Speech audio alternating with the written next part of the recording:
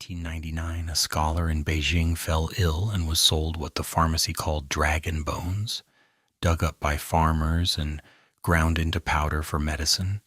Before they went into the mortar, he looked closely at one and saw marks cut into it. Not decoration.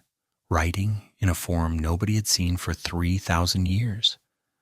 Those bones turned out to be the divination records of a dynasty scholars had begun to suspect was purely legendary, and one man looking at his medicine before swallowing it reopened 1,000 years of lost history. Tonight we follow the whole of it, slowly from the first farming villages to the edge of the modern world.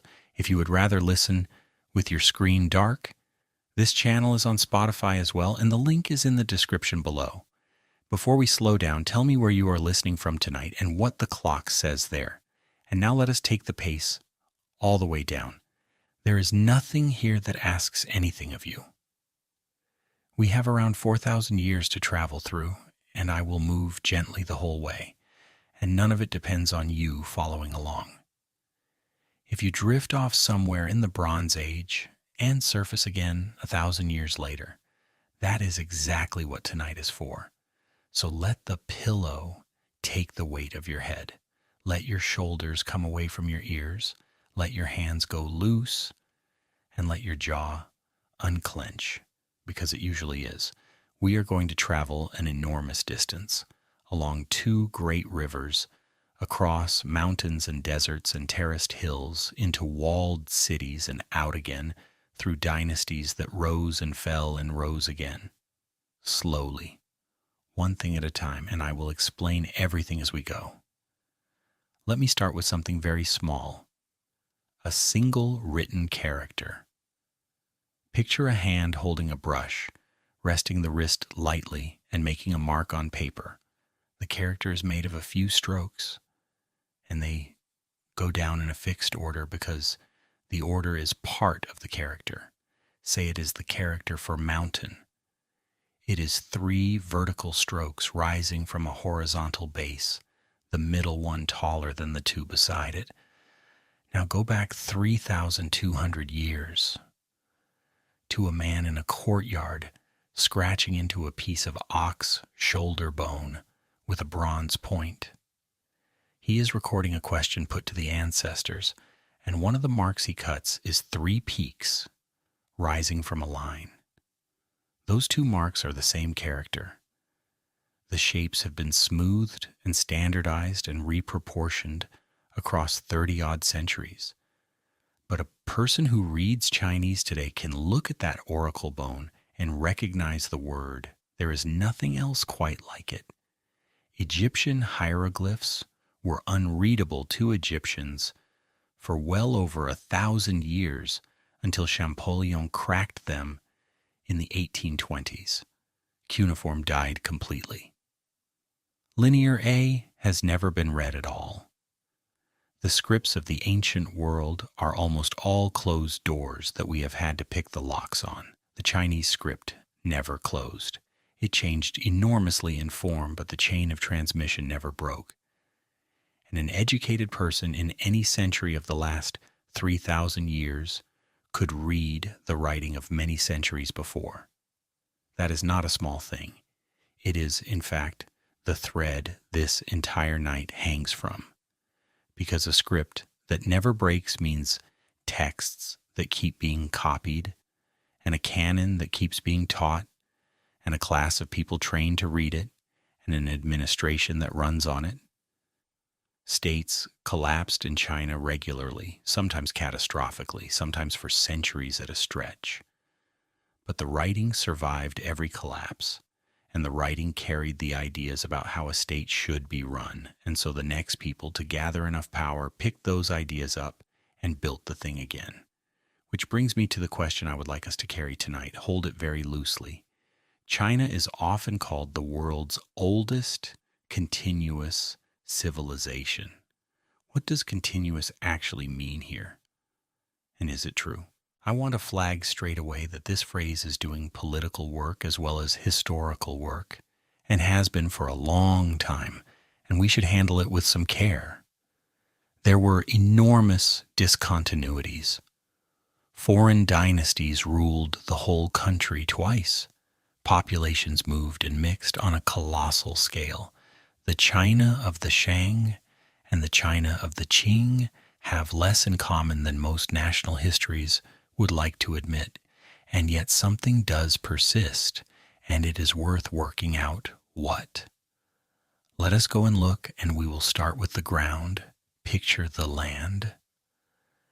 In the north, a great yellow river runs east out of the highlands toward the sea. It is called the Huanghe, the Yellow River, and it is yellow because it carries an extraordinary load of fine silt.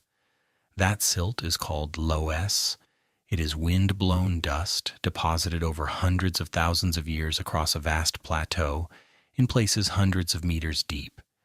It is soft enough to dig with hand tools, which is why people have carved houses directly into it for millennia and still live in them, and it is extremely fertile, and it blows and washes away with terrible ease. The river picks it up and carries it east, and as the land flattens, the current slows and the silt drops out and the riverbed rises. So the river builds its own bed higher and higher until, in places, it runs above the level of the plain around it, held in only by dikes that people have to keep raising, and every so often the dikes fail. When the Yellow River breaks out, it does not flood a valley. It rewrites the map. Over recorded history, it has changed course dramatically more than 20 times, at one point shifting its mouth by hundreds of miles from north of the Shandong Peninsula to south of it and back again. Millions have died in single events. Its nicknames are China's Sorrow and the Ungovernable. Hold on to that because it explains something structural. A river like that cannot be managed by a village. It cannot be managed by a county. The dikes, the dredging, the channels, the granaries, against the famine that follows a flood. All of that requires organization on a scale far larger than any local community, and it requires it permanently.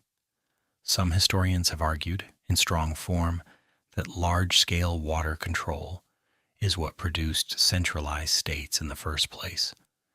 That strong version is now generally regarded as overstated, because the archaeology suggests states came first and the great waterworks after.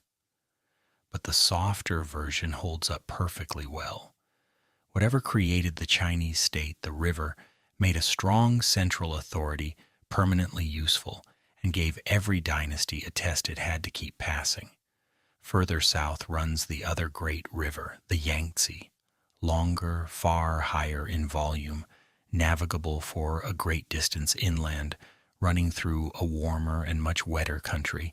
The difference between the two river worlds shapes everything. In the north, the rainfall is lower and the winters are cold, and the ancient crops were millet, later wheat. In the south, the warmth and the water-suit rice, grown in flooded paddies, which produces far more calories per acre than dryland grain, and therefore supports far more people. For the first 2,000 years of this story, the north is the center of everything, and the south is a frontier. Then slowly the balance tips, and by the second millennium of our era, the south is the economic heart of the country, and the north holds the capital and the armies. That tension between where the wealth is and where the power is runs through the whole later history. And to the north and west, beyond the farmland, the grassland begins, the steppe we spent a night on not long ago, which means that for the whole of this story, every Chinese state has had on its most exposed frontier a population of superb horsemen who could raid at will and could not be reliably conquered because they had no cities to take. That is the geography. 2 rivers, a north and a south, and a permanent frontier. Now, the beginning. People have been in this region for a very long time. But agriculture is where our story starts, and it started independently here which is worth pausing on. Farming was invented separately in a handful of places around the world, and East Asia is one of them.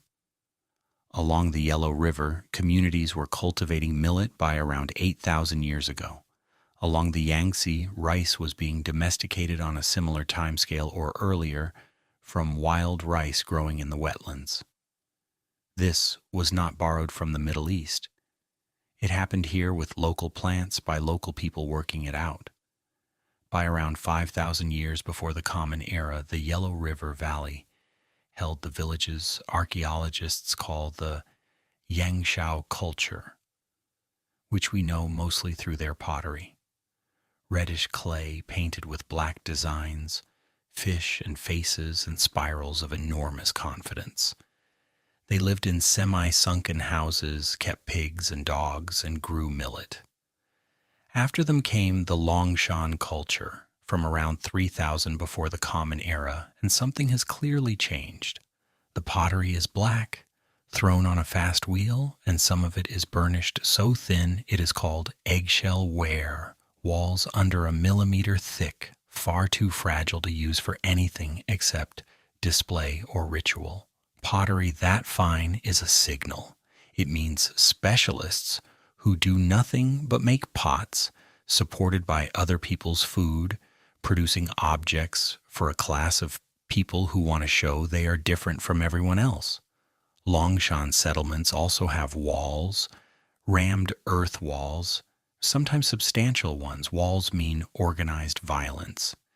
Skeletal evidence supports that, so across the third millennium before the Common Era, in the Yellow River Valley, you can watch villages turning into something else. Ranked societies with elites, specialists, defended settlements, and warfare. Somewhere in there, the traditional histories say, the first dynasty began. Chinese tradition gives a long prologue before that. The 3 sovereigns and 5 emperors, culture heroes who invented fire, agriculture, medicine, silk, and writing. The Yellow Emperor, Huangdi, sits at the head of it and is still invoked as an ancestral figure. The most interesting of these figures for our purposes is Yu the Great. The story is that the world was ruined by a vast flood.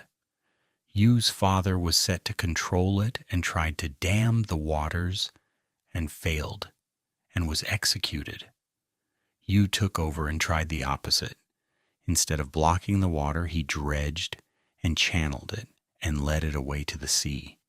He worked at it for 13 years, and the story insists that during that time he passed the door of his own house 3 times and did not go in because the work was not finished.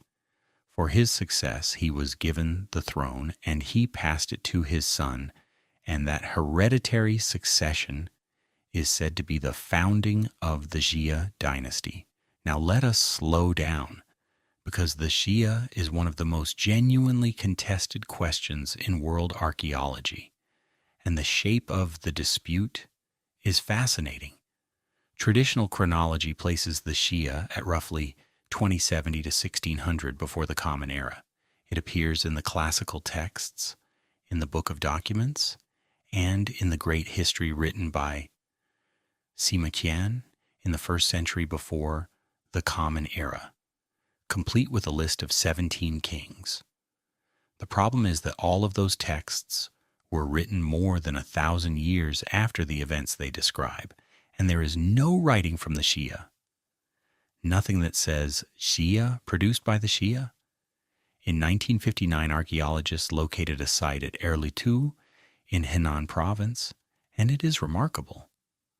A large urban settlement dating from roughly 1900 to 1500 before the Common Era, with palace compounds, a planned road network, workshops producing bronze and jade, and the earliest cast bronze ritual vessels found in China.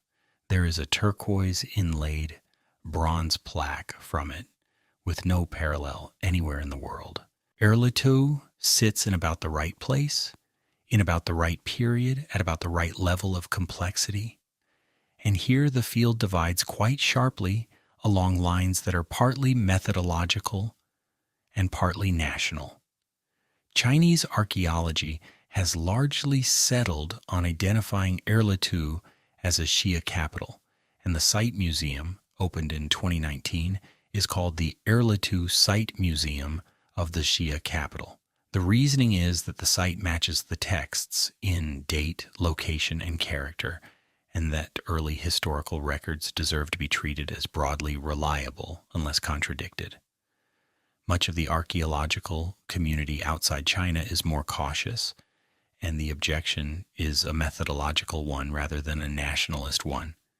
It is that you cannot connect an archaeological culture to a named dynasty without written evidence from the site itself, because material culture does not tell you what people called themselves. Pots do not have ethnicities. Erlitou is unquestionably a major Bronze Age capital of something. Whether that something called itself Xia is a different question and one the ground has not yet answered. Both positions are held by serious scholars, and the honest summary is this. There was certainly a substantial early state in the right place at the right time, and whether it was the Xia of the later texts is not settled. I mention the shape of that argument because it recurs. Chinese historical writing is unusually rich and unusually early, and it is a genuine treasure. It is also frequently written centuries later by people with a strong interest in showing that dynasties rise and fall according to a moral pattern. Using it well means reading it carefully rather than either swallowing it or throwing it out. With the next dynasty, the ground does answer, which brings us back to those bones. The scholar in 1899 was named Wang Yirong, and he was the head of the Imperial Academy, which is why he could recognize archaic writing when he saw it. He and a colleague began buying up dragon bones from the pharmacies and tracing where they came from. The source turned out to be fields near Anyang in Henan, and what lay under those fields was the last capital of the Shang dynasty.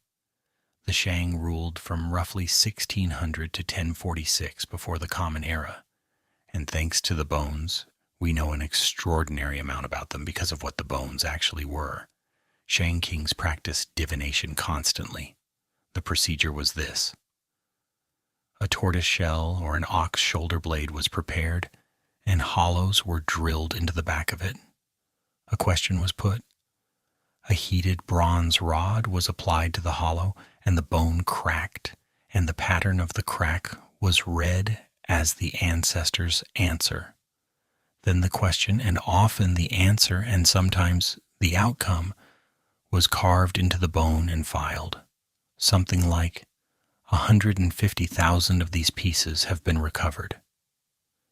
And the questions are the whole of a world. Will the harvest be good? Should we attack this people? Is the king's toothache caused by an offended ancestor? Will the queen's childbirth be fortunate? Will it rain in the coming 10 days? Should we sacrifice 3 oxen or 5? That is an ancient state talking to itself in real time, 3,500 years ago, about weather and war and toothache. The Shang were spectacular bronze workers. Their ritual vessels, cast by a piece mold method rather than the lost wax technique used further west, are covered in dense interlocking animal designs and a face motif with staring eyes that appears everywhere and that nobody can definitively explain. They were also a society that practiced human sacrifice on a considerable scale. Royal tombs at Anyang contain the remains of retainers and in large numbers captives, apparently taken in war and killed in ritual. That is part of the record, and there is no purpose in stepping around it. And one tomb in particular deserves a moment. In 1976, excavators found a small tomb at Anyang that had never been looted. It belonged to a woman named Fu Hao, a consort of the king Wu Ding. Inside were nearly 2,000 objects, hundreds of bronzes, over 700 jades, thousands of cowrie shells used as currency, and bone objects and ivory. And the oracle bones name her repeatedly. They record her leading military campaigns, commanding thousands of troops on multiple expeditions. They record her presiding over rituals, which was ordinarily a royal prerogative. They record the king, divining about her health and her childbirth, and later, making offerings to her after her death. A woman commanding armies and conducting state ritual in the 13th century before the Common Era, whose existence we would have doubted entirely if the texts were all we had, and whose grave goods and battle records both survive. The Shang fell around 1046 before the Common Era to a people from further west called the Zhou. And what the Zhou did next is, in terms of ideas, one of the most consequential things in this whole story. The Zhou had a problem. They had just overthrown a dynasty that claimed a unique relationship with the high powers and with its own royal ancestors. So why was their rebellion legitimate rather than simply successful? Their answer was an idea called the mandate of heaven. It goes like this: heaven grants the right to rule to a family on condition that they rule well and care for the people. If a dynasty becomes cruel, corrupt, and negligent, heaven withdraws the mandate and confers it elsewhere. The Shang had been given it and had lost it through misrule. The Zhou now held it. Look at what that does. It makes rebellion legitimate under specified conditions, which very few political theologies anywhere have been willing to do. It makes the ruler accountable, in principle, to a standard outside himself, and it makes natural disasters politically legible. Floods, earthquakes, famines, and eclipses become evidence about the state of the mandate, which is why Chinese governments across 3,000 years took omens extremely seriously, and why disaster relief was never merely humanitarian. It also, and this is the part usually missed, is a beautifully circular argument. How do you know a dynasty has lost the mandate? Because it fell. How do you know the new one has it? Because it won. The theory can never be falsified, and it explains every outcome after the fact. That circularity is exactly why it worked so well for so long. It gave every successful rebel a legitimate story, and every ruler a reason to govern carefully, and it lasted as an organizing idea until the 20th century. The Zhou dynasty is conventionally the longest in Chinese history, from 1046 to 256 before the Common Era, though for most of that period the kings ruled almost nothing. The early Zhou distributed territory to relatives and allies who held it as subordinate lords, which worked while the center was strong. In 771 before the Common Era, the capital was sacked and the court fled east, and after that the Zhou king was a ceremonial figure whose blessing was useful and whose orders were not obeyed. The following centuries are divided into two periods, named after books. The spring and autumn period from 771 to around 476 is named after a terse chronicle of the state of Lu. During it, a few dozen states maneuvered, and there was still a shared etiquette of war and diplomacy that everyone at least pretended to observe. The Warring States period, from around 475 to 221, is named after a later compilation, and the etiquette is gone. 7 major states remained, and they fought for absolute survival with mass conscript infantry armies, crossbows, iron weapons, and campaigns lasting years. Chariot aristocracy gave way to peasant levies numbering in the hundreds of thousands. It was a catastrophe to live through. It was also, and this is one of history's uncomfortable patterns, one of the greatest flowerings of thought that has ever occurred anywhere. They call it the 100 schools of thought. And every ruler in that fragmented world was hiring advisors, which meant thinkers could travel from court to court and be listened to because a state that fell behind intellectually might not survive the decade. The most important of them was born in the state of Lu in 551 before the Common Era, and his family name was Kong. Later Jesuit missionaries Latinized his honorific into Confucius. He was not a mystic and not a prophet. He was, by trade, a teacher and a failed office seeker who spent years traveling in search of a ruler who would let him put his ideas into practice, and never really found one and died thinking himself unsuccessful. His students recorded what he said, and those recollections became the Analects, which is not a treatise but a collection of remarks, exchanges, and small scenes. What did he actually teach? Start with the observation underneath everything. Society was collapsing, and Confucius thought the reason was that people had stopped occupying their roles properly. Rulers were not behaving as rulers. Fathers were not behaving as fathers. Ministers were not behaving as ministers. The names remained, and the substance had gone out of them. His answer was not law and not force. It was cultivation of character through ritual and through learning until behaving well became second nature. The key ideas are hard to translate and worth attempting. Ren is usually rendered as humanness or benevolence. It is the quality of a fully realized person, the disposition to treat others with genuine consideration. Confucius refused to define it abstractly and instead gave examples, which is characteristic of him. Li means ritual, but that word misleads. It covers ceremony, yes, but also manners, propriety, and the ordinary forms of respect that structure daily interaction. His claim is that these forms are not empty performance. Practicing them shapes the person doing the practicing. You become considerate partly by doing the things a considerate person does for long enough that they stop being effort. Xiao is filial devotion, obligation to parents, and by extension to ancestors and to elders. He treats the family as the school in which everything else is learned. A person who cannot behave properly toward a parent will not behave properly toward a state. And the Junzi, which literally meant a Lord's son and which he redefined deliberately, is the person of true character.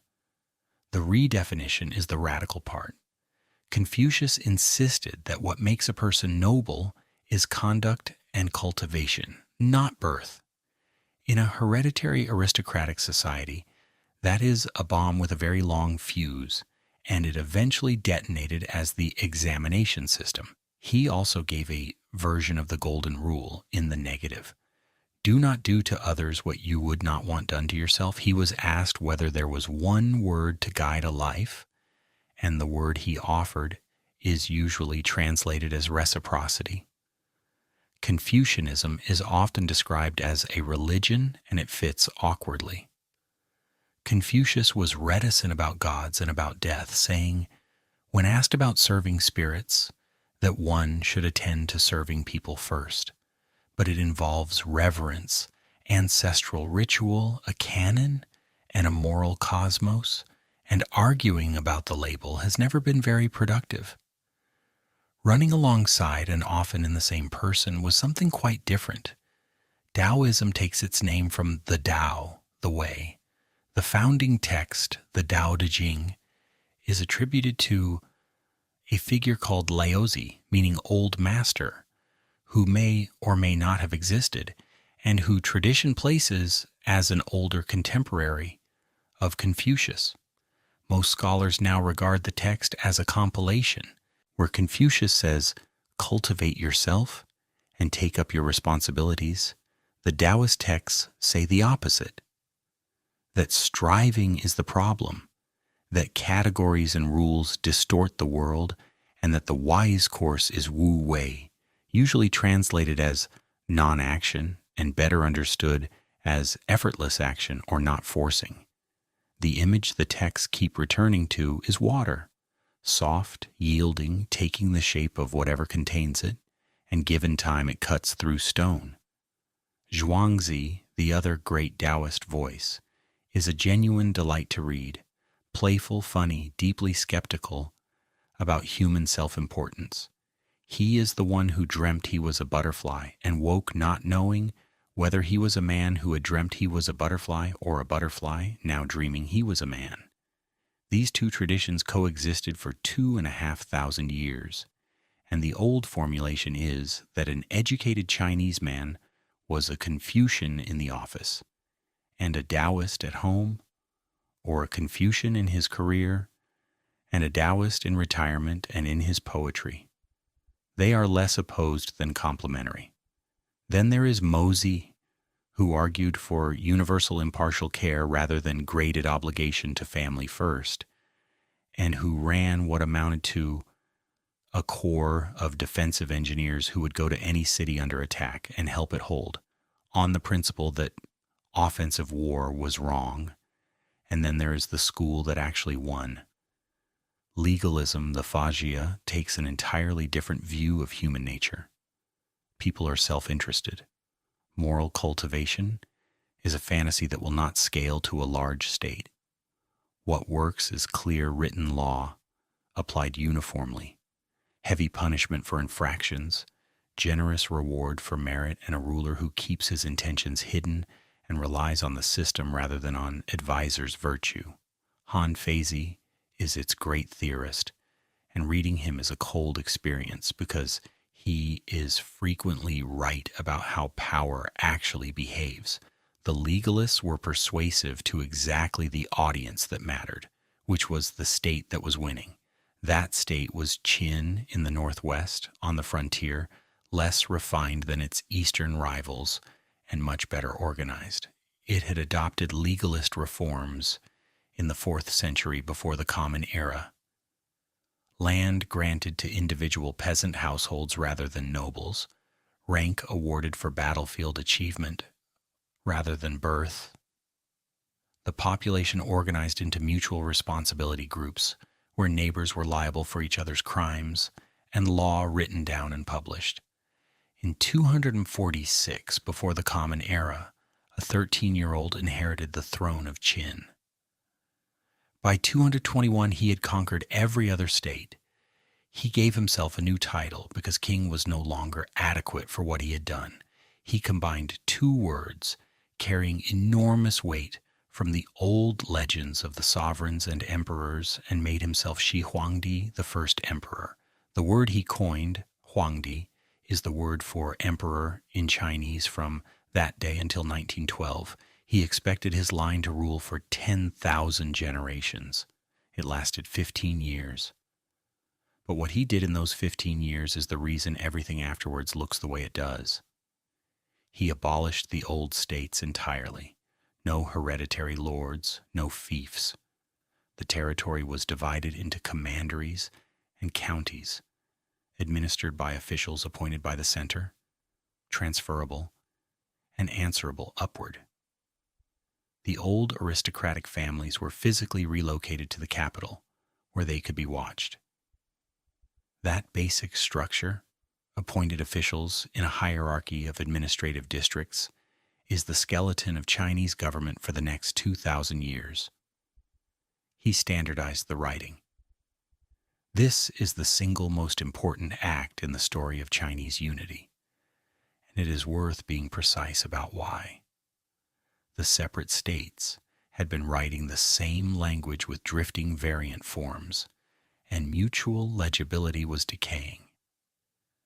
Qin imposed one standard script across the whole territory, and because Chinese writing is logographic, with characters representing words rather than sounds, the written language could be shared across regions whose speech was mutually incomprehensible.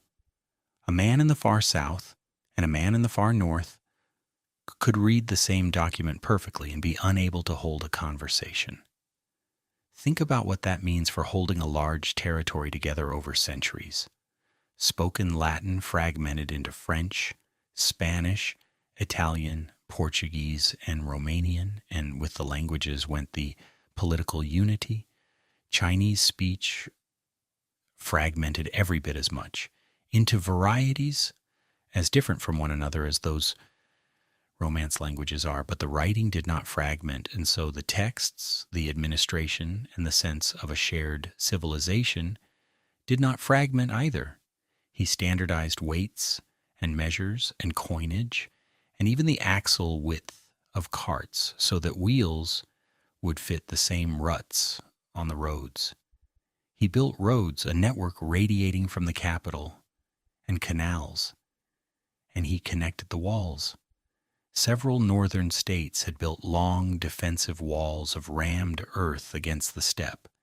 Qin linked and extended them into a single frontier line, using conscripted and convict labor on a scale that killed enormous numbers. Two corrections here, because the popular picture is badly wrong.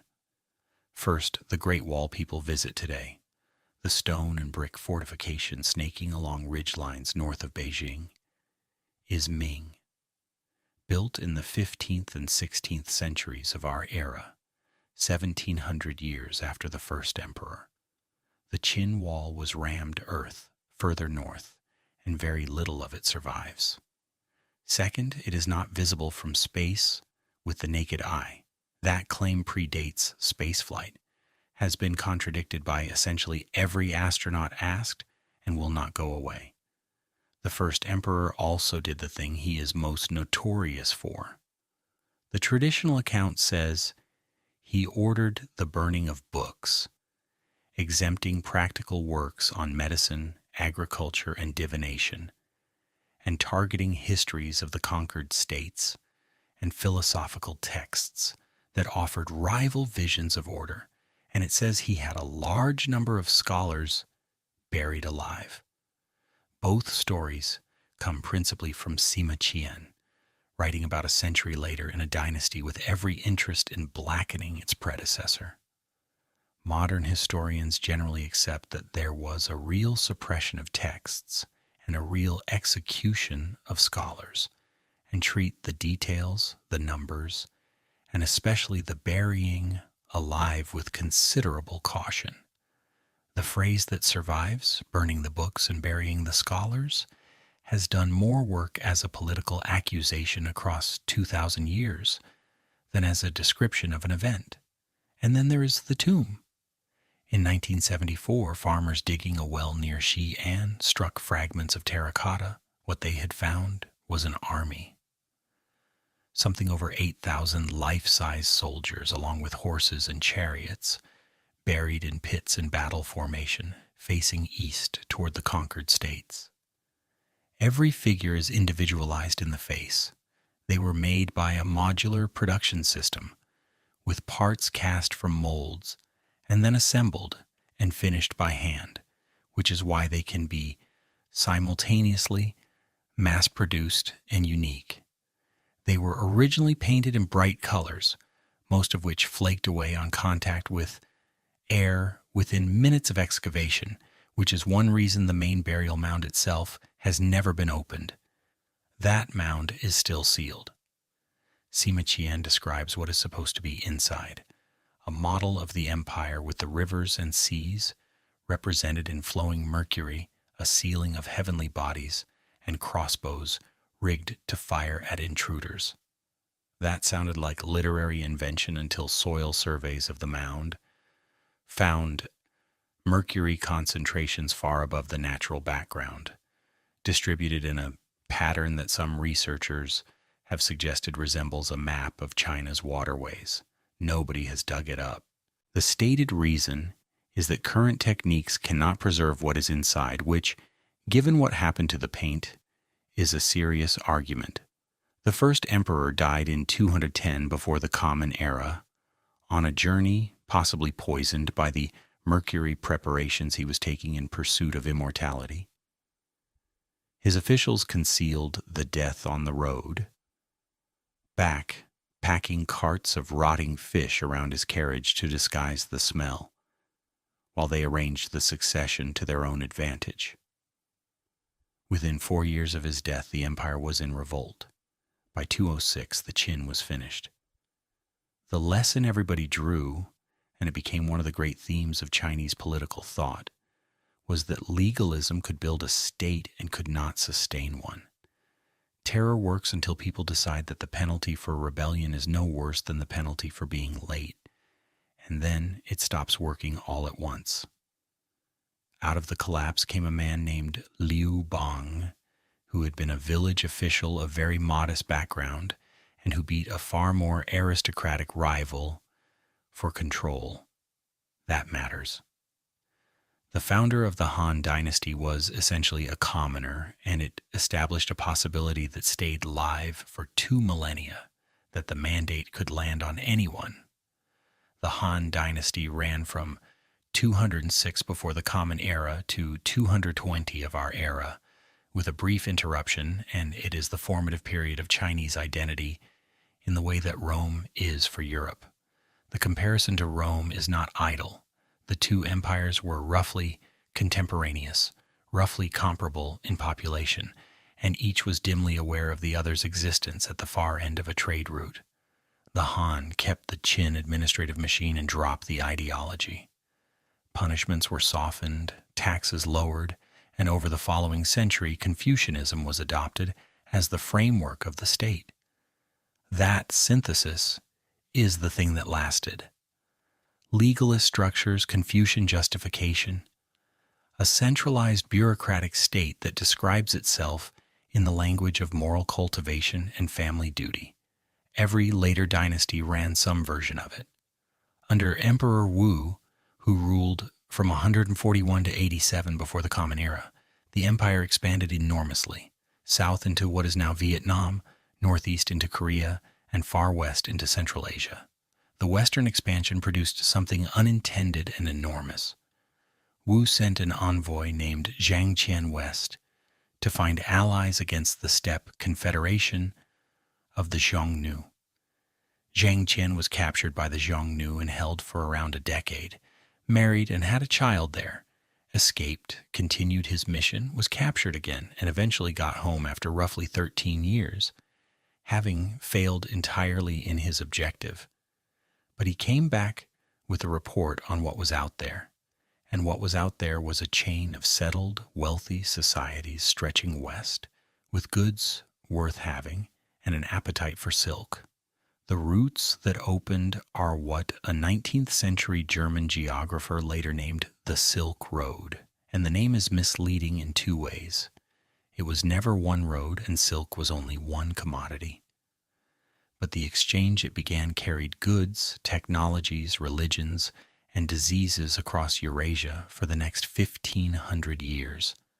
The Han also gave the world paper.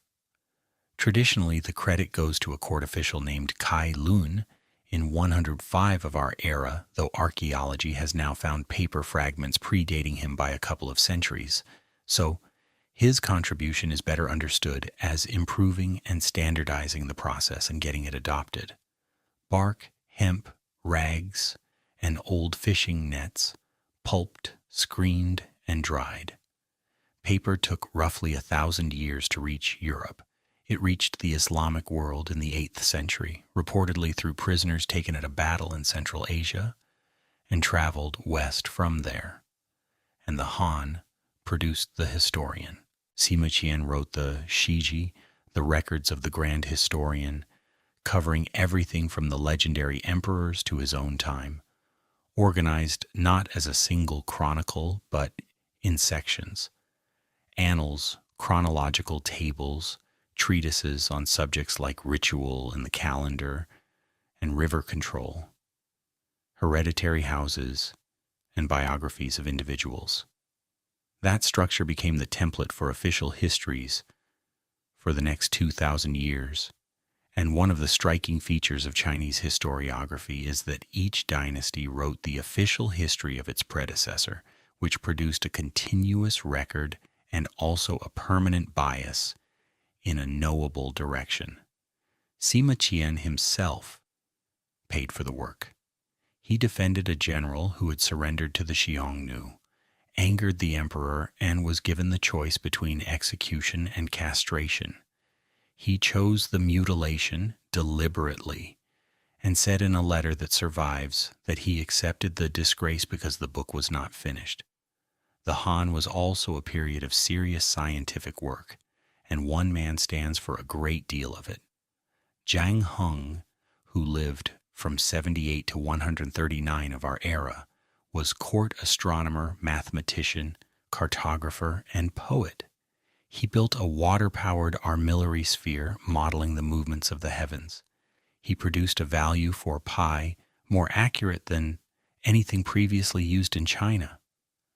And in 132 he built a device to detect earthquakes. It was a large bronze vessel with 8 dragon heads spaced around it, each holding a bronze ball in its mouth, and 8 open-mouthed toads below. When the ground moved, a mechanism inside released one ball, which fell into the toad beneath with a clang, indicating the direction the tremor had come from. The story is that it registered an earthquake nobody in the capital had felt, and was mocked as useless until a messenger arrived some days later from a province several hundred miles away, in exactly that direction. The original does not survive, and the internal mechanism is not described in enough detail for certainty, and modern reconstructions have had mixed results, so how well it actually worked is genuinely open. But the intent is unmistakable, an instrument built to detect an event happening somewhere else. Astronomy in particular was a state function because the calendar was a royal responsibility, and because celestial events were politically meaningful under the mandate of heaven. That meant somebody was paid to watch the sky continuously and write down what happened for 2,000 years. The result is the longest continuous astronomical record any civilization has produced. Chinese observers recorded eclipses, comets, sunspots, and novae with dates and positions, and modern astronomers still use those records. The comet we call Halley's has confirmed Chinese sightings going back to the 3rd century before the Common Era. And in 1054, Song astronomers recorded a guest star that appeared in daylight and remained visible for weeks, which we now know was the supernova whose remnant is the Crab Nebula. Medicine developed along its own lines, on a theoretical foundation quite different from the Greek one. The classic text, the Inner Canon attributed to the Yellow Emperor, frames health as the balanced circulation of vital energy through channels in the body, and illness as blockage or imbalance, and from that framework come acupuncture and moxibustion, and a vast herbal pharmacology. The pharmacology in particular was accumulated with real empirical care. A 16th century compendium by Li Shizhen cataloged nearly 1,900 substances with descriptions and preparations, compiled over decades of fieldwork. And one Chinese medical practice reached the West and changed it. By the 16th century at the latest, Chinese physicians were performing variolation against smallpox, deliberately exposing a healthy person to material from a mild case in order to produce a mild illness and lifelong immunity. The technique traveled west through the Ottoman world, reached Britain in the early 18th century, and was the direct predecessor of Jenner's vaccination. This is also a reasonable point to say something about women, because the picture changes across the centuries, and the flat version most of us carry is wrong in both directions. The Han produced Banjiao, who is one of the more remarkable figures in this whole story. Her father began a history of the Han dynasty. Her brother continued it and died in prison before finishing. Banjiao completed it, including the astronomical treatise and the chronological tables, which are the technically demanding parts. She was summoned to the palace to tutor the empress and the court women, and senior scholars came to her to be instructed in the work. She also wrote a short book called Lessons for Women, and it is genuinely difficult to hold.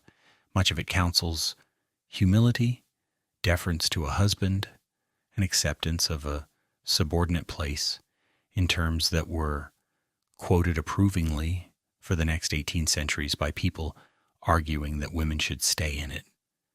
And in the middle of it, she argues plainly that girls should be educated. Her reasoning is that if a boy is taught at 8 and a girl is not, and they are then expected to conduct a marriage together, only one of them has been prepared for it, and this is absurd. So the same woman in the same short book entrenched a hierarchy and made one of the earliest surviving arguments anywhere for educating girls. Both things are on the page. Historians have been arguing about how to read her for a century, and I do not think the argument resolves. The wider position of women shifted considerably over time, and it did not shift steadily in one direction. Women in the Tang appear to have had comparatively wide latitude, riding, playing polo, holding property, remarrying after widowhood without much stigma, and once ruling the empire outright. Tang tomb figurines show women on horseback in men's clothing. From the Song onward, under the influence of the Neo-Confucian revival, the tone narrows. Remarriage by widows is increasingly disapproved of, and by the Ming and Qing, the state was actively honoring widows who refused to remarry, sometimes with commemorative arches that still stand in some villages. Foot binding spread through the same centuries. But even within that, women held and inherited property, ran businesses and households, and appear constantly in court records. And the Song produced Li Qingzhao, widely regarded as the finest writer in one of the major poetic forms in the language, who wrote about wine, about boredom, about her scholarship, and, after the fall of the North and the death of her husband, about loss. In a way nobody has improved on, the Han eventually decayed, in a pattern that recurs so often it is worth naming, because you will see it 4 more times tonight. Land concentrates in fewer hands. Great families accumulate estates and get themselves exempted from tax. The tax burden falls on a shrinking base of smallholders who are squeezed until they sell up or flee, which concentrates land further. Revenue falls while costs do not. The court, isolated and factional, is fought over by consort families, eunuchs, and officials. Then a bad harvest or a flood, and there is nothing in the granaries. In 184 of our era, a religious movement called the Yellow Turbans rose across several provinces. Suppressing it required giving regional commanders real armies, and those commanders did not give them back. The Han formally ended in 220. What followed was nearly 4 centuries of division.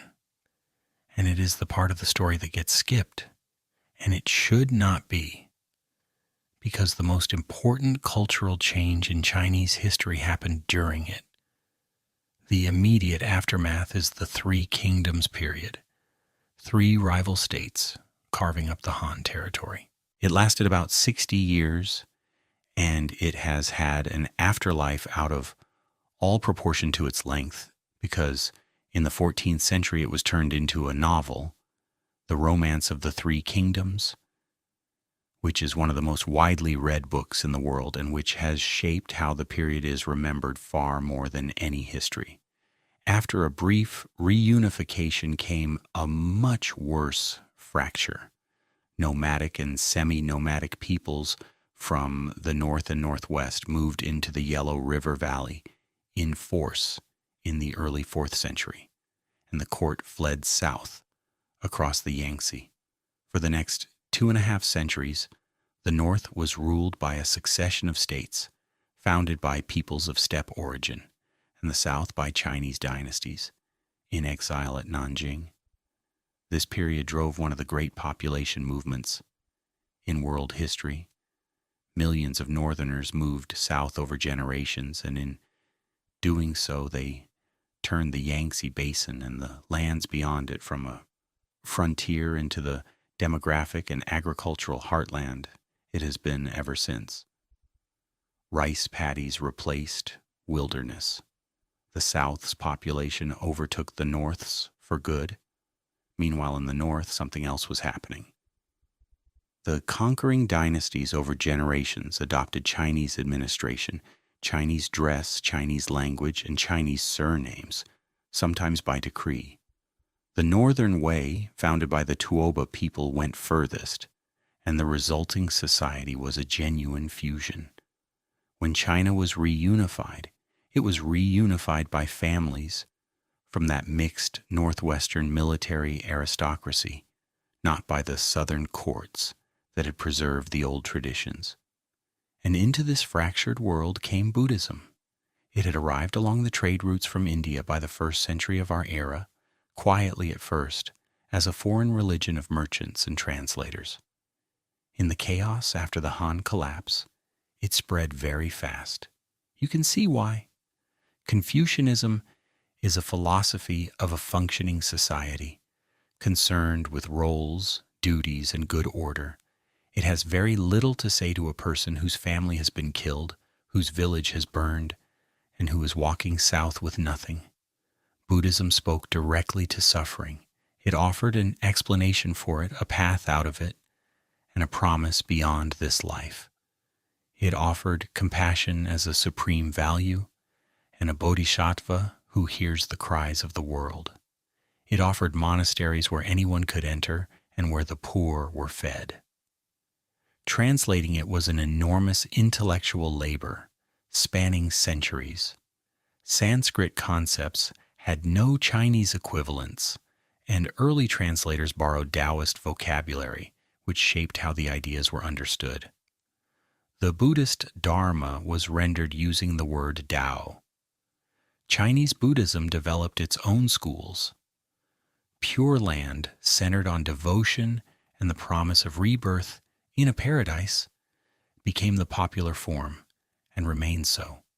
Chan, which emphasized direct experience over scripture and text, traveled to Japan and became known there by the Japanese pronunciation of its name, Zen, and Chinese monks made the journey the other way. Faxian went overland to India in the 5th century and returned by sea. Xuanzang went in the 7th, spent 16 years traveling and studying, and came back with hundreds of texts and spent the rest of his life translating them. His journey was later fictionalized into the novel Journey to the West, in which the monk is accompanied by a monkey with a magic staff, and that story is now known across the world in 100 forms. The physical legacy is enormous. The cave temple complexes at Yungang and Longmen, thousands of niches carved into cliff faces, some of the Buddhas 15 meters tall. And there is one more site, out on the edge of the desert, that deserves its own moment. At Dunhuang, where the routes west split around the Taklamakan Desert, Buddhist communities cut and painted caves into a cliff face over roughly 1,000 years. Nearly 500 of them survive, covered floor to ceiling in murals with painted clay sculptures inside, and in one of them, sometime around the year 1000, somebody sealed a small side chamber with a wall and plastered over it, and it was forgotten. It was reopened in 1900 by a Taoist caretaker, and inside were tens of thousands of manuscripts, stacked in bundles, preserved perfectly by the desert air. Buddhist scriptures, obviously, in enormous quantity, but also Taoist and Nestorian Christian and Manichaean texts, contracts, loan agreements, wills, letters, medical prescriptions, school exercises, and a dream interpretation manual, documents in Chinese, Tibetan, Sanskrit, Sogdian, Uyghur, Khotanese, and Hebrew. It is not a curated library. It is 1,000 years of ordinary paperwork from a crossroads town, which is far more valuable. And among it was a copy of the Diamond Sutra, printed from wood blocks, with a colophon giving a precise date corresponding to the year 868. It is the earliest dated printed book in the world, and it exists because someone had it made for free distribution to earn merit for his parents. Within a few years of the cave's discovery, European and Japanese expeditions arrived, and large portions of the collection were bought for small sums and removed. The Diamond Sutra is in the British Library. Other material is in Paris, in St. Petersburg, in Delhi, in Tokyo. Whether those removals were rescue or theft is argued about with feeling, and the answer probably depends on the specific case and on who is asking. Reunification came in 581 under a dynasty called the Sui, and the Sui are the great, tragic, short dynasty of Chinese history, enormously constructive and destroyed by its own ambition. They reunified the country, restored the administrative system, rebuilt the capital, and reformed the law code, and they built the Grand Canal. This is one of the largest engineering works ever undertaken by anyone, and it is barely known outside China. It is an artificial waterway eventually running well over 1,000 miles, linking the Yangtze Basin in the south with the Yellow River and the northern capitals. Its purpose was the problem I mentioned at the beginning. The food was in the south, and the government and armies were in the north. Moving grain by sea was dangerous, and by land was ruinously expensive. A canal solved it. It worked. It is still in use in sections today, and it carried the grain that fed northern capitals for the next 1,300 years. It also consumed conscript labor on a scale that is hard to take in. Millions of people were levied. Enormous numbers died. And when the second Sui emperor followed it by launching 3 vast and disastrous invasions of Korea, each of which failed with heavy losses, the country rose. The Sui lasted 37 years. Its canal outlived it by more than a millennium, which is the recurring cruelty of this particular history. The dynasty that builds the thing everyone needs is very often destroyed by the cost of building it, and its successor inherits the benefit. The successor was the Tang, and the Tang is the Golden Age.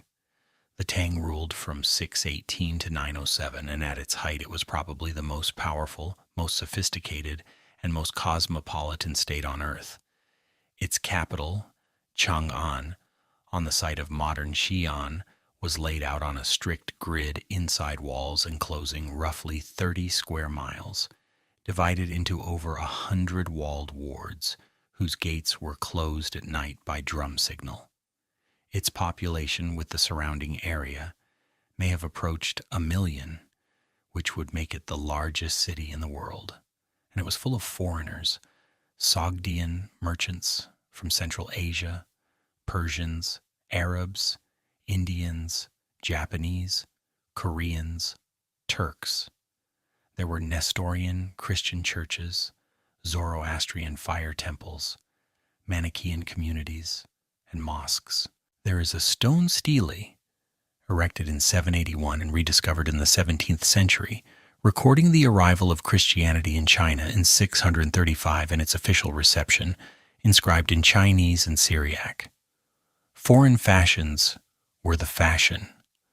Central Asian music, Central Asian dance, foreign clothing styles, polo imported from Persia and played enthusiastically by aristocratic women as well as men. Tang tomb figurines of horses and camels and bearded foreign traders are among the most recognizable objects in any museum. Japan sent embassies specifically to study and copied the Tang capital's grid plan for its own capitals at Nara and Kyoto, adopted the writing system, the administrative model, and much of the Buddhism. A great deal of what is thought of as traditional Japanese culture began as a deliberate importation from Tang China, the examination system which had begun in a small way under the Sui expanded. Candidates sat written examinations on the classics, and success brought office. It was never a level playing field, since preparation required years of study that only a family with resources could fund, and connections still mattered enormously. But it was a genuine channel, and it created something unusual, a governing class defined by education, in a shared canon rather than by birth or by military power. And in the middle of the dynasty, something happened that has no parallel. Wu Zetian entered the palace as a low-ranking concubine of one emperor, became the consort of the next, ruled effectively through him during his illness, dominated the court after his death through two of her own sons, and then in 690 took the throne herself, declaring a new dynasty with herself as emperor, not empress in the sense of a ruler's wife. Emperor Huangdi, the title the first emperor coined. She is the only woman ever to hold it in the whole of Chinese history. She ruled for 15 years, into her 80s. She promoted officials by examination merit aggressively, partly to build a base independent of the old aristocratic families who despised her. She patronized Buddhism heavily and had texts circulated arguing that a female ruler was prophesied. She ran an effective state. She also came to power through a court in which the alternative to winning was death. And she was ruthless in exactly the way that environment required, and she employed a secret police apparatus and a network of informers, and the traditional histories written by Confucian scholars appalled by her existence are not remotely neutral witnesses. Modern assessments have swung back and forth for a century and are still swinging. The Tang was also the great age of poetry, and it is genuinely central rather than decorative because poetry was part of the examination curriculum and therefore something every educated person practiced. Li Bai is the romantic, exuberant, hard-drinking, writing about moonlight, wine, friendship, and the road. Du Fu is the moralist and the observer, whose greatest work came out of the catastrophe we are about to reach, and who wrote about war, hunger, conscription, and separation with a compassion that has kept him read for 1,200 years. Wang Wei is the quiet one, the Buddhist landscape painter in words. The Tang anthology assembled in the 18th century contains something like 48,000 poems by well over 2,000 poets. Poetry sat inside a larger arrangement of the arts that is worth explaining because the ranking is not the one most people expect. The highest visual art in China was not painting, it was calligraphy. Writing with a brush is a performance that cannot be corrected. The ink soaks into absorbent paper instantly, so every stroke is final, and the speed, pressure, angle, and moisture of the brush are all visible in the result. A trained viewer can see the order the strokes were made in and how fast the hand was moving, which means calligraphy was understood to record the character of the person who made it directly, in a way no other medium could. Collectors bought the handwriting of people they admired.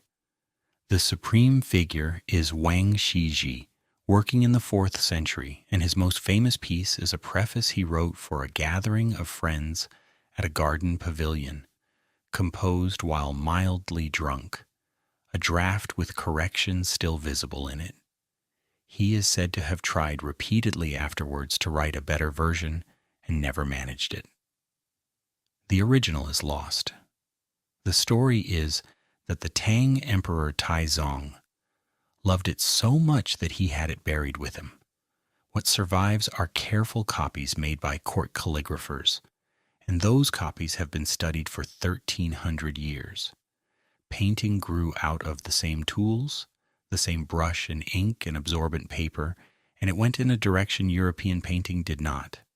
The great subject was landscape. The Chinese term is mountains and water.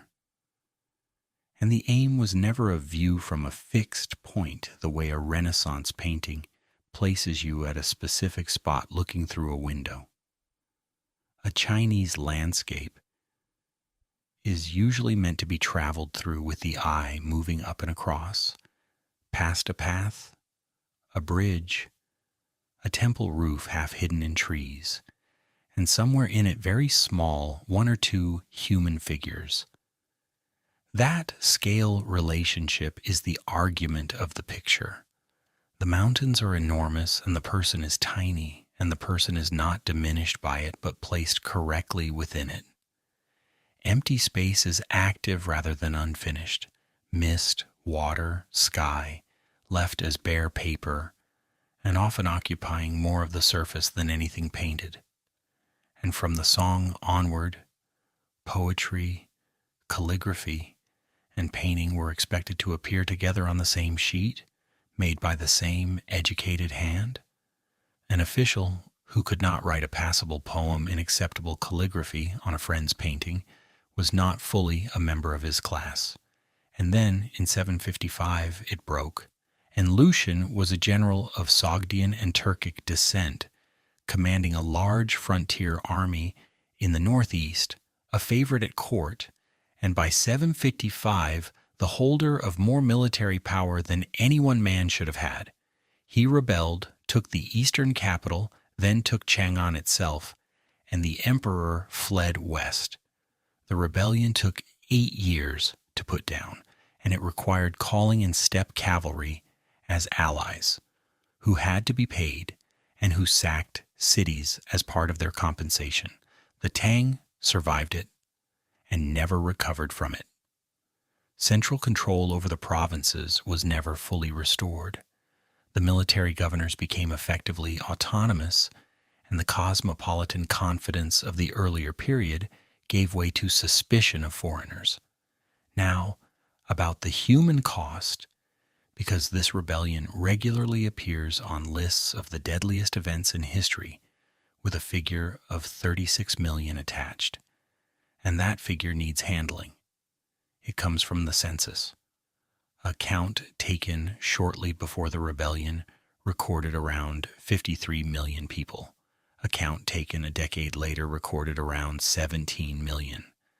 The difference is where the number comes from. And it is not a body count. It is a difference between two administrative exercises conducted before and after a war that shattered the administration doing the counting. The registrars who compiled those figures were the same people whose offices had burned, whose provinces had gone autonomous and stopped reporting, and whose populations had fled, hidden, or been quietly left off the rolls by local powers with no interest in accurate tax records. Demographers have pointed out that in some prefectures, the recorded fall is so extreme as to be physically impossible. So the honest position is this: the Andalusian rebellion was appallingly destructive, one of the worst events of the medieval world, and it killed an enormous number of people. The specific figure of 36 million measures the collapse of a bureaucracy at least as much as the deaths of individuals, and anyone quoting it as a death toll without that caveat is passing on an artifact of paperwork. The same caution applies to almost every pre-modern Chinese population figure, which is worth remembering for the rest of the night. The Tang finally collapsed in 907, and after about 50 years of fragmentation, a new dynasty gathered the country again. The song is my favorite, and I will try not to let that show too much, because here's the thing about the song. It was militarily the weakest of the great dynasties. It lost half its territory partway through. It ended in conquest. And by almost every measure that matters for ordinary life, it was the most advanced society on the planet. Let me put you inside it, and then we will come back and look at why. It is a morning in the 11th century, in Kaifeng, the northern Song capital, on the Yellow River near where the Grand Canal meets it.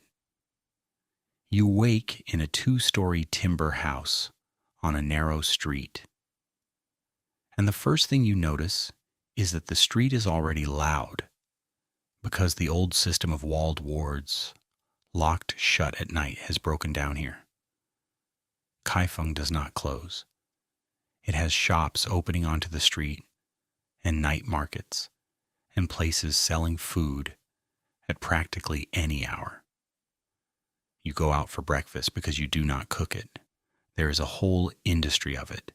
Stalls and small shops selling steamed buns, fried dough, noodle soup, congee, dumplings.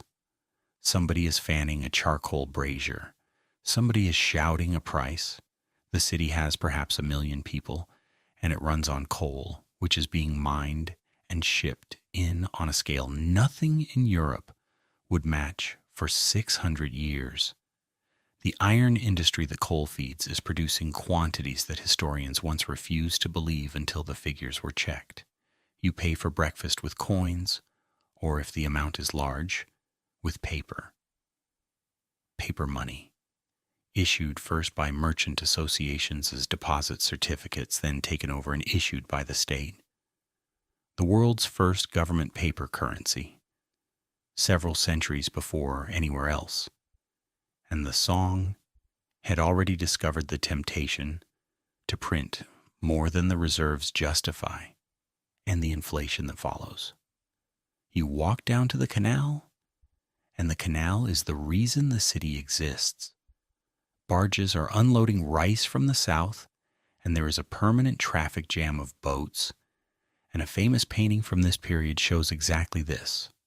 A long scroll depicting the city and its river on a festival day, with hundreds of individual people doing hundreds of individual things, boatmen and porters and shopkeepers and children, and a large arched wooden bridge where a boat is about to hit the span, and everyone on the bridge is leaning over and shouting advice. It is the most alive picture of a pre-modern city anywhere in the world. You pass a bookshop. It is full of printed books because woodblock printing has been in use for centuries, and books are now cheap enough that a moderately prosperous family can own some.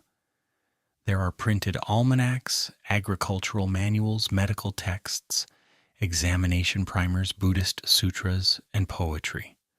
A man named Bi Sheng had, around 1040, invented movable type using individual ceramic characters. It never displaced woodblock printing in China, and the reason is simply the script. A European printer needs a case of a few dozen letters, while a Chinese printer needs thousands of individual characters. And for most jobs, carving a whole page as a single block is easier. You pass a restaurant, and it has a menu, and it specializes in the cuisine of a particular region, and this is the period when what we would recognize as Chinese restaurant culture appears. In the afternoon, there is the entertainment, pleasure districts with storytellers, puppet shows, acrobats, shadow plays, and early opera.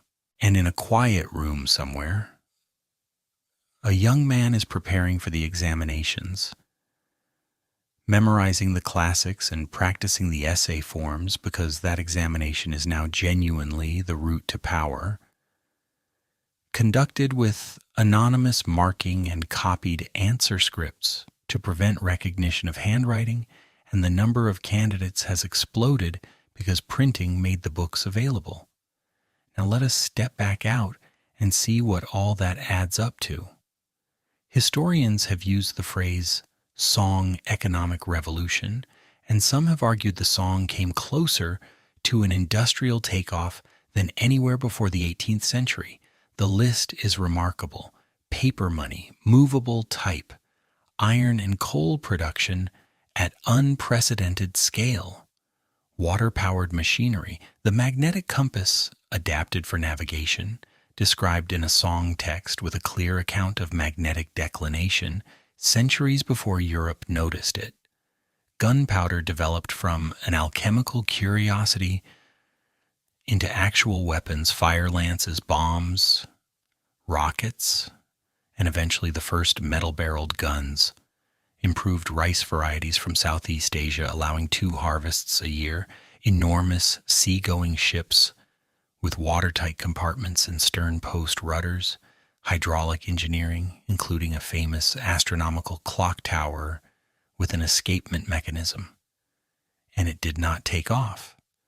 That question, why the scientific and industrial revolution, happened in Europe rather than in a China that was ahead on so many fronts for so long, is known as the Needham question, after Joseph Needham, the British biochemist who spent his life documenting Chinese science and technology in a multi-volume work that is still the standard reference.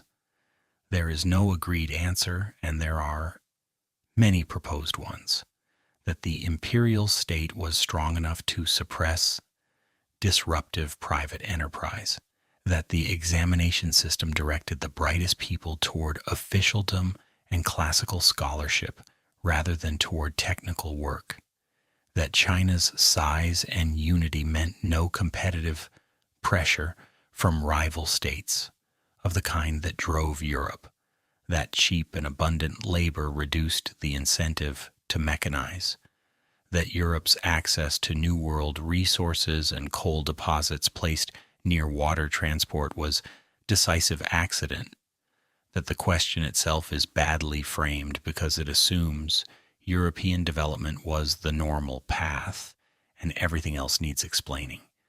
I am not going to pick one, but it is worth noticing that the question only exists because the song were so far ahead, and it is one of the genuinely great puzzles. Intellectually, the song produced Neo-Confucianism, a major reworking of the tradition associated above all with Jushi in the 12th century. Confucianism had been philosophically thin next to Buddhist metaphysics for centuries.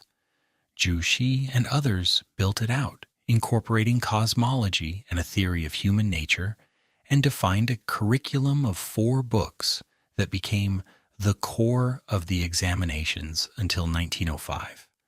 It was a genuine intellectual achievement, and it also hardened the tradition considerably, and orthodoxy tends to do that.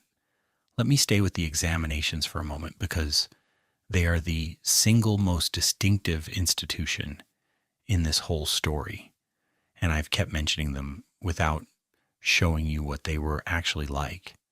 Picture a provincial examination compound.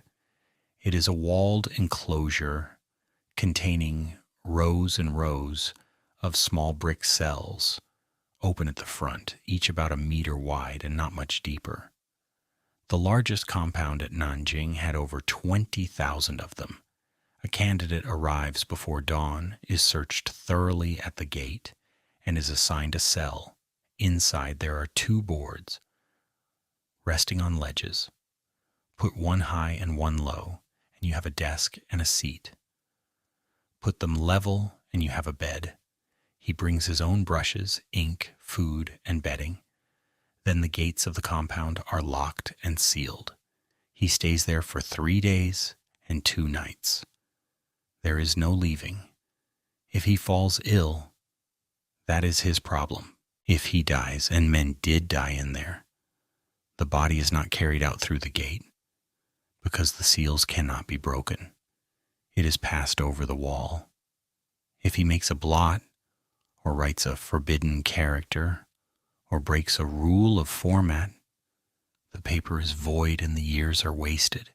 He writes essays on themes from the classics, and under the Ming and Qing, in a rigidly prescribed structure known as the 8-legged essay, which specified the number of sections, their order, and their function, and which critics then and since have blamed for producing formal skill and very little thought.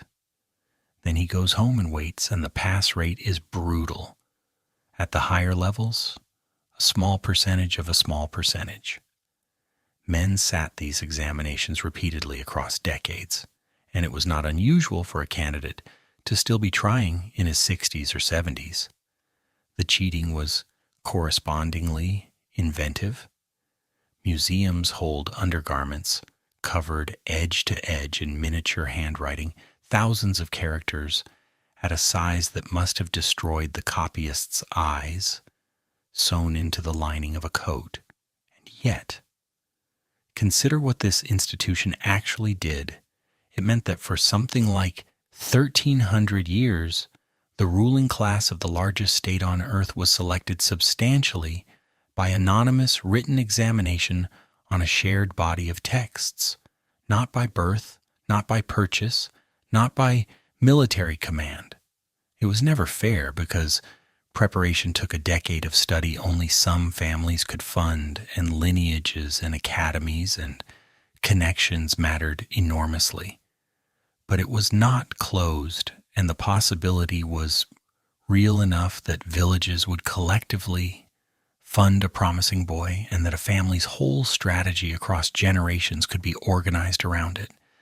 It also meant the entire governing class had read the same books and could quote them to one another, which is a form of cohesion that survived every dynastic collapse we have been through tonight.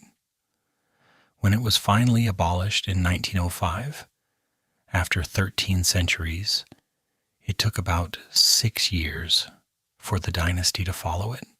This is also, unhappily, the period when foot binding began among elite women, spreading over subsequent centuries. It involved breaking and binding the feet of young girls to produce an extremely small foot considered beautiful and a marker of status, and it was disabling and painful for life. It persisted for something like 900 years and was not effectively ended until the 20th century. Militarily, the Song were always in trouble. They never recovered the northern frontier zone, which meant they never had good horse country, which meant they never had good cavalry, which against steppe opponents is close to decisive. Their solution was to pay tribute for peace, which was cheaper than war and which the Confucian scholar officials found humiliating. In 1127, the Jurchen from Manchuria took Kaifeng and captured the emperor and his father and much of the court, and carried them north into captivity, where they died. The remnant court fled south and re-established itself at Hangzhou, and the southern Song ran from 1127 to 1279, prosperous, maritime, commercially brilliant, and permanently reduced. We have already followed what came next on another night. The Mongols took the Jin from the north and then spent decades grinding down the southern Song, and in 1279 the last resistance ended at a sea battle in the far south, and Kublai Khan ruled all of China as the Yuan dynasty. For 89 years, China was governed by foreigners who kept themselves at the top of a formal ethnic hierarchy, employed Central Asians and Persians in preference to Chinese, and largely suspended the examination system for decades, which cut off the ordinary route to advancement for the educated class. One consequence of that is charming. Blocked from official careers, a great many educated men went into writing for the theater. And Yuan drama is one of the high points of Chinese literature. The Yuan fell in 1368, brought down by inflation, factional paralysis, catastrophic Yellow River flooding, plague, and rebellion. The man who came out on top was born to a poor tenant farming family in a bad province. Most of his family died of famine and plague when he was a teenager. He spent time in a Buddhist monastery and time begging, joined a rebel movement, and rose through it. In 1368, he took the Yuan capital and founded the Ming dynasty as the Hongwu emperor. He is one of only 2 founders of major Chinese dynasties to come from genuine poverty, and it marked his reign profoundly. He distrusted officials, distrusted merchants, distrusted the wealthy southeast, and distrusted anyone with a network. He abolished the office of chief minister after executing the holder for treason, and concentrated the resulting workload on himself and his successors. He conducted purges in which tens of thousands died. He instituted public beatings of officials at court, which was a genuine break with earlier practice, and which coarsened the relationship between throne and bureaucracy permanently. And he tried to freeze the country into a fixed agrarian order, households registered by hereditary occupation, movement restricted, self-sufficient villages, minimal commerce. It did not hold because the economy had other plans, but the impulse tells you something about the dynasty. His son seized the throne from a nephew and ruled as the Mongol emperor, and Mongol did the opposite of everything his father wanted. He moved the capital north to Beijing and built there the palace complex we call the Forbidden City. Nearly 1,000 buildings inside a moat and a wall, laid out on a strict north-south axis, and it is still standing, and is the largest surviving palace complex in the world. He rebuilt the Great Wall in the form people now picture, in brick and stone. He commissioned an encyclopedia that attempted to compile all existing Chinese knowledge, running to over 11,000 volumes, which was too large ever to print, and which survives only in fragments, and he sent out the fleets. Between 1405 and 1433, 7 great voyages went out under the command of Zheng He, a Muslim eunuch admiral of Central Asian descent from Yunnan, taken as a boy when the Ming conquered that province. The scale of these expeditions is difficult to convey. The fleets numbered in the hundreds of vessels and carried tens of thousands of men. The largest ships, the treasure ships, were reported in Ming sources at dimensions that would make them by far the largest wooden vessels ever built. And there is a long-running scholarly argument about whether those recorded dimensions are exaggerated, since the largest figures imply a wooden hull at the outer edge of structural possibility. What is not in dispute is that they were enormous, far larger than anything Europe was sailing.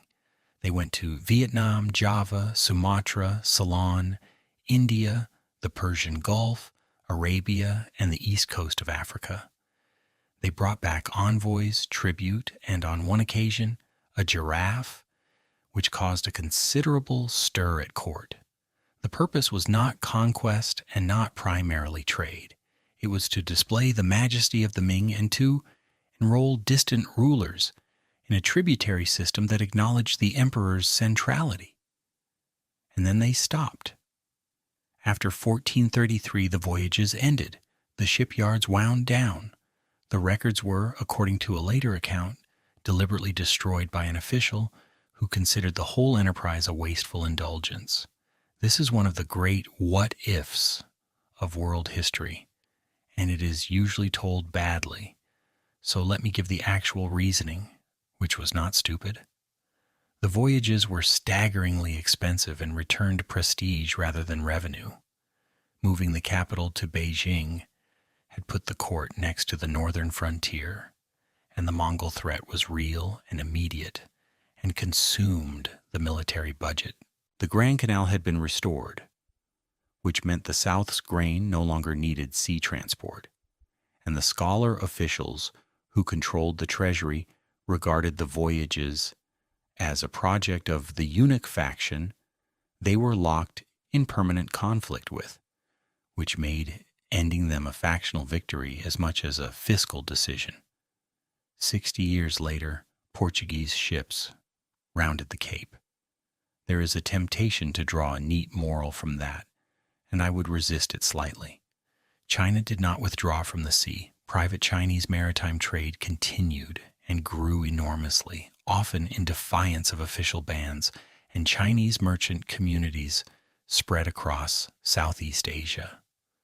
What ended was the state's projection of naval power. The two are different things, and the second one is what Europe then went and did. The later Ming was, for ordinary purposes, prosperous.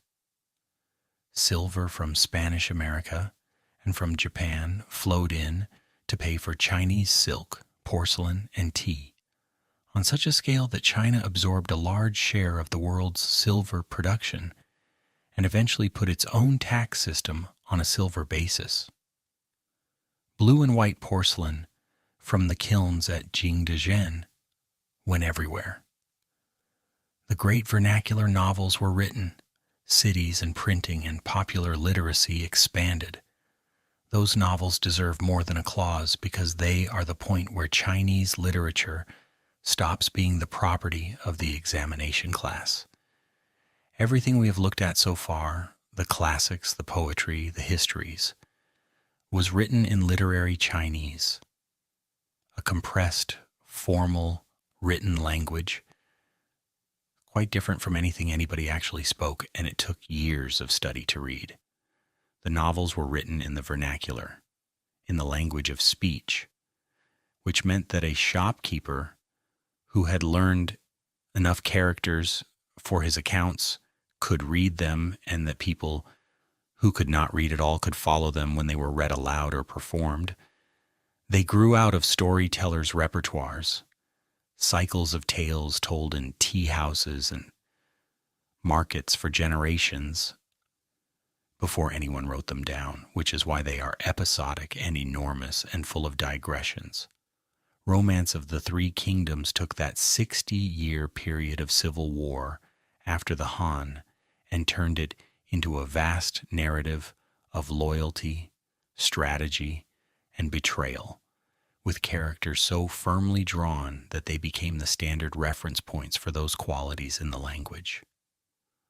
Water Margin follows a band of 108 outlaws driven into rebellion by corrupt officials, which is a politically combustible premise and was periodically banned for exactly that reason. Journey to the West took the historical monk Xuanzang's pilgrimage to India and gave him 3 supernatural companions, chief among them a monkey born from a stone who acquires immense power, wrecks heaven, and is subdued only by being pinned under a mountain for 500 years, and then bound to protect the monk. It is a religious allegory, an adventure story, and a comedy at the same time, and the monkey is probably the most widely recognized character in Asian literature. And in the Qing came the 4th Dream of the Red Chamber, which is a different kind of book entirely. It is a long, close, melancholy account of the decline of a great family, told largely through the young people in its inner apartments, with a psychological subtlety that has generated its own academic discipline in China. 4 novels, 3 of them assembled out of what people told each other in markets. It ended in the 17th century in the familiar way, and with some extra help. Fiscal crisis, factional paralysis, and a period of severe climatic deterioration, part of what is called the Little Ice Age, producing failed harvests and famine. Rebellion spread. In 1644, a rebel army entered Beijing, and the last Ming emperor walked out of the palace and hanged himself on the hill behind it. And then a Ming general commanding the frontier at the pass where the Great Wall meets the sea made a decision. Facing a rebel regime in Beijing he would not serve, he opened the gate and invited in the Manchus. The Manchus were a people from the northeast, descendants of the same Jurchen who had taken northern China 5 centuries earlier, organized over the previous generation into a formidable military state with its own script and its own administration modeled partly on the Ming. They took Beijing, disposed of the rebels, and did not leave. The Qing dynasty ruled from 1644 to 1912, and it was the last. The conquest of the South took decades and was violent, and some cities that resisted were treated with a severity that entered local memory permanently, and the new dynasty imposed one requirement that mattered more than any other: the Q order. Every adult Han male was required to shave the front of his head and wear the remaining hair in a single long braid, in the Manchu style, on pain of death. Hair was not a trivial matter. Confucian teaching held that the body was received from one's parents and should not be damaged. The order was resisted fiercely and cost a great many lives, and it succeeded. And for 2.5 centuries, the hairstyle that foreigners came to think of as quintessentially Chinese was a badge of submission to a foreign dynasty imposed by force. That said, the Qing then governed with considerable skill, and their first century and a half was one of the most successful periods of rule in Chinese history. 3 long reigns cover most of it: Kangxi from 1661 to 1722, Yongzheng, and Qianlong from 1735 to 1796. Between them, well over a century of stable and generally competent government. They mastered the Confucian tradition and used it. Kangxi commissioned a dictionary that remained standard for centuries and sponsored enormous scholarly compilations. They also maintained a distinct Manchu identity, kept Manchu as a court language, reserved positions for Manchus, and ruled their inner Asian territories not as Chinese provinces but through separate arrangements, presenting themselves to Mongols as Khans and patronizing Tibetan Buddhism. The empire expanded to its largest extent, incorporating Mongolia, Xinjiang, and Tibet into the Qing sphere and establishing the rough shape of China's modern borders. And the population exploded from perhaps 150 million around 1700 to something over 400 million by the middle of the 19th century.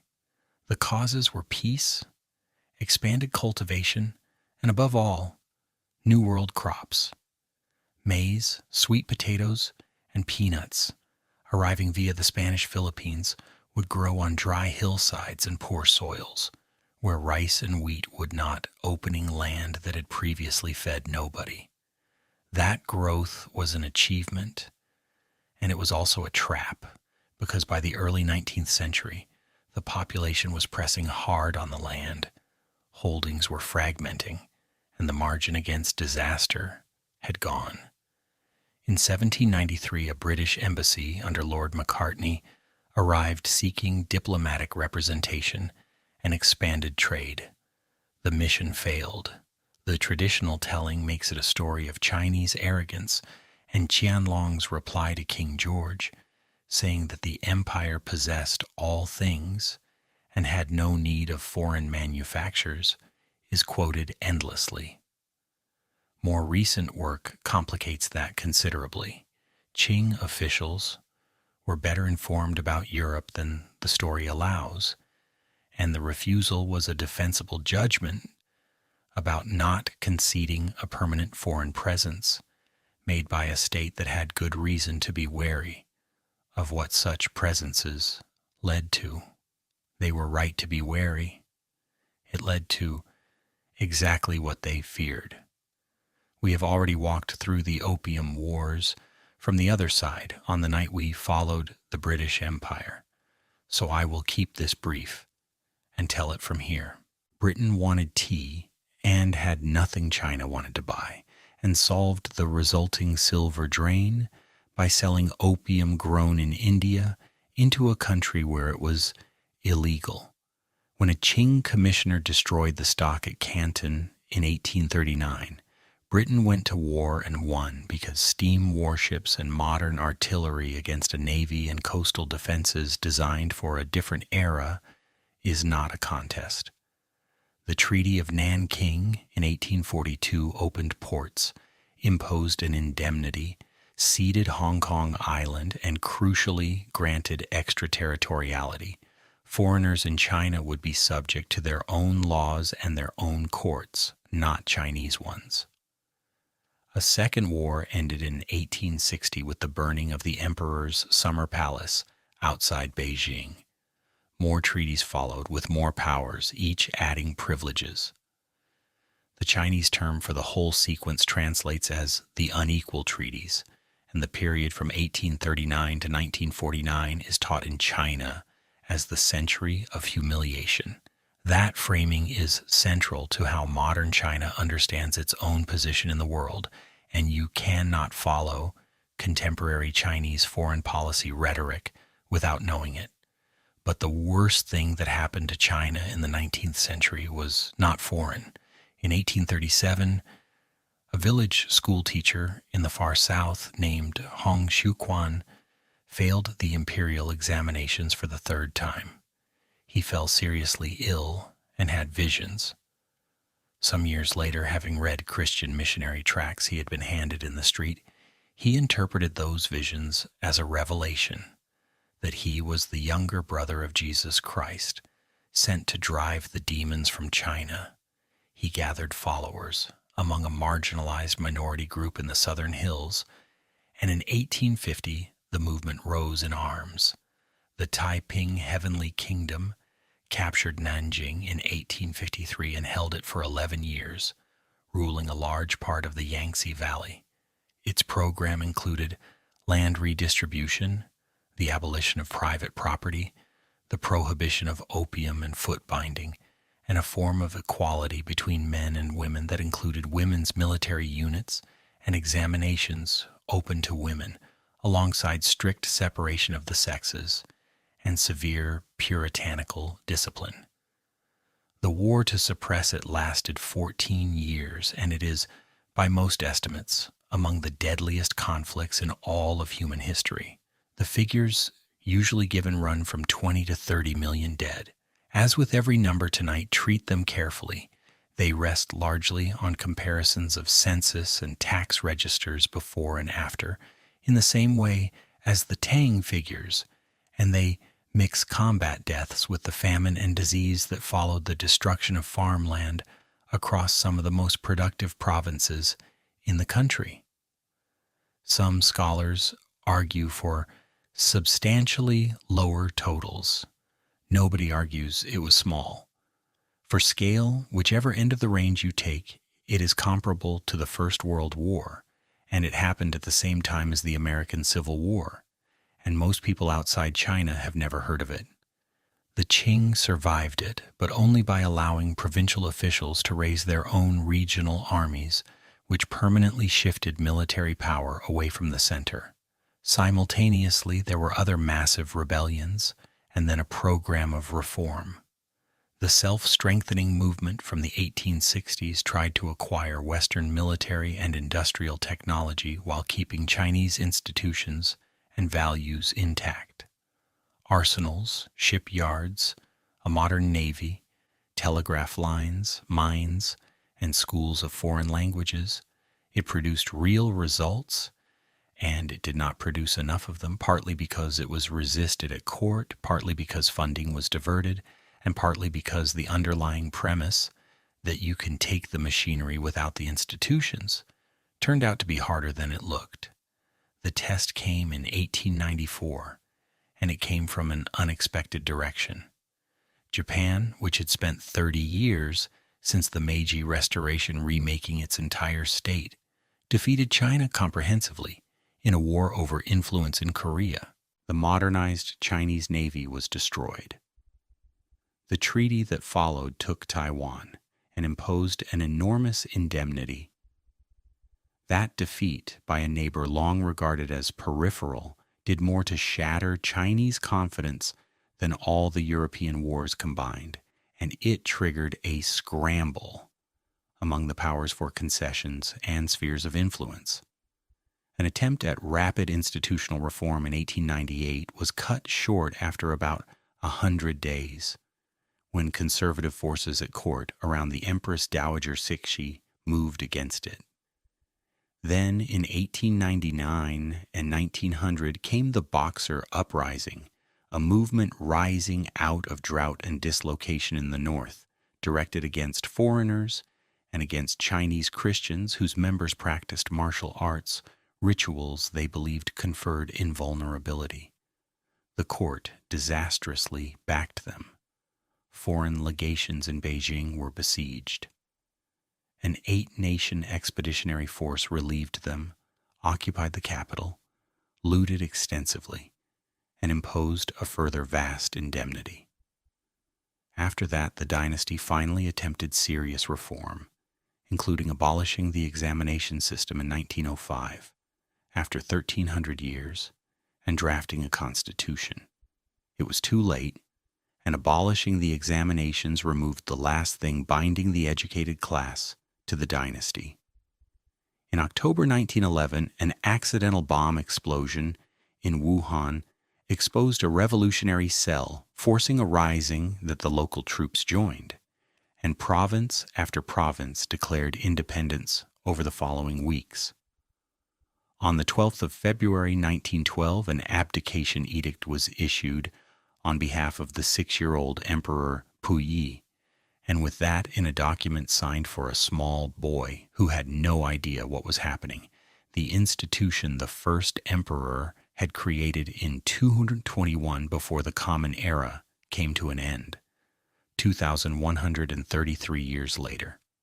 What followed is another night's story, and a harder one. Let us gather this up gently now. Come back to the question I gave you at the beginning. What does continuous actually mean? Because look at what we have just walked through. The country was conquered outright by outsiders twice and ruled by them for a combined 3.5 centuries. It fragmented for 400 years after the Han and for shorter periods repeatedly. Its dominant religion for much of the medieval period arrived from India. Its population moved several hundred miles south, and the economic center moved with it. Its ruling dynasty at the end was Manchu, and its most prestigious hairstyle was imposed by them at sword point. That is not the placid, unbroken thread the phrase implies.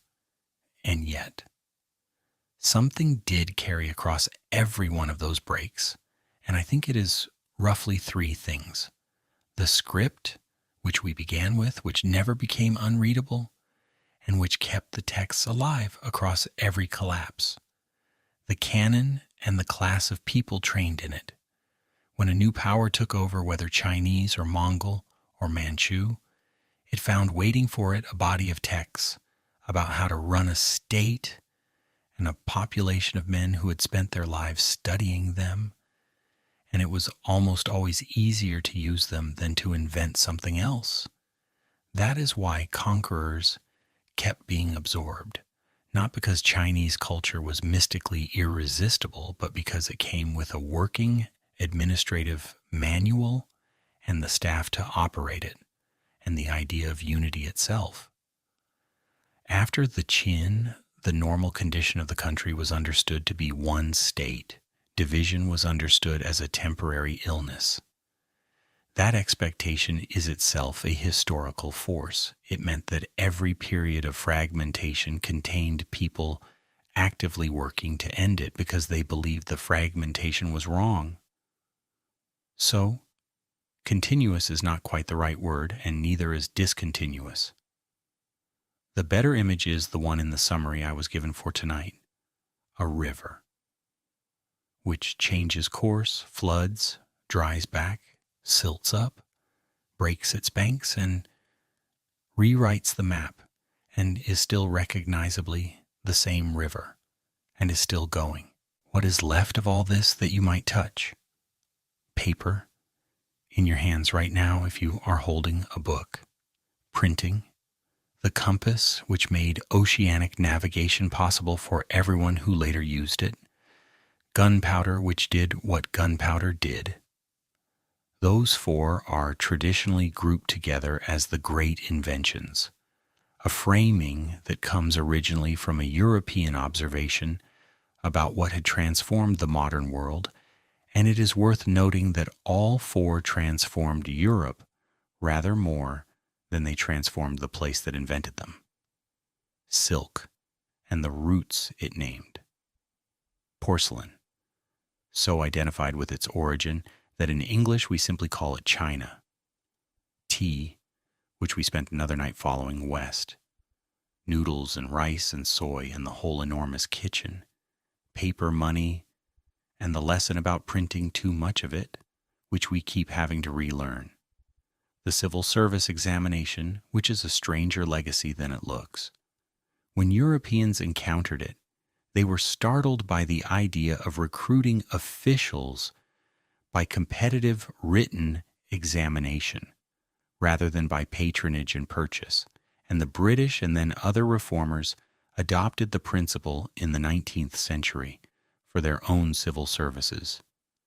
If you have ever sat a standardized examination for a job, the ancestry of that runs back through Whitehall to Chang'an, and the philosophy, Ren and Li and the Junzi, Wu Wei and the water that wears the stone, Chan Buddhism, which reached the West as Zen, and which turns up in a great many places where nobody remembers where it came from. Let me bring you back now. Think of the people, not the dynasties. The man carving a question into an ox bone at Anyang, asking whether the king's toothache means an ancestor is angry, and filing the bone away afterwards in a pit, where it waited 3,000 years to be sold as medicine to a scholar with good eyes. Fu Hao, whose armies are recorded on those bones, in a small unlooted tomb with 700 pieces of jade. Confucius, in his 60s, traveling between courts that would not employ him, teaching whoever would listen, convinced he had failed. Yu the Great in the story, passing his own front door 3 times in 13 years without going in. Sima Qian, choosing mutilation over death because the book was not finished and finishing it. Xuanzang, walking to India and back over 16 years, and spending the rest of his life at a desk translating what he carried home. Du Fu, on the road during the rebellion, writing about hungry children and conscripted farmers with a tenderness that has kept him alive for 1,200 years. The unnamed painter of that long scroll of Kai Feng, who put in the boat about to hit the bridge and the people leaning over shouting because he had seen it happen, the millions who dug the Grand Canal, whose names are nowhere and whose ditch is still carrying boats, and a child in some century or other sitting with a brush, being shown the order of the strokes. 3 peaks rising from a line. Mountain. All of them are gone. The dynasties rose and fell and rose again, and the palaces burned and were rebuilt, and the river broke its banks and changed its course and was dragged back over and over for 4,000 years. And the character for mountain is still 3 peaks rising from a line, and a child is being taught it somewhere tonight, in the same stroke order, while you lie here in the dark.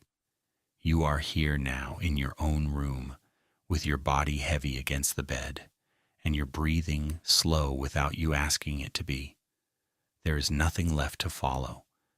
The river has run all the way to the sea, and the story is finished, and you may put it down entirely. Let the last of it go.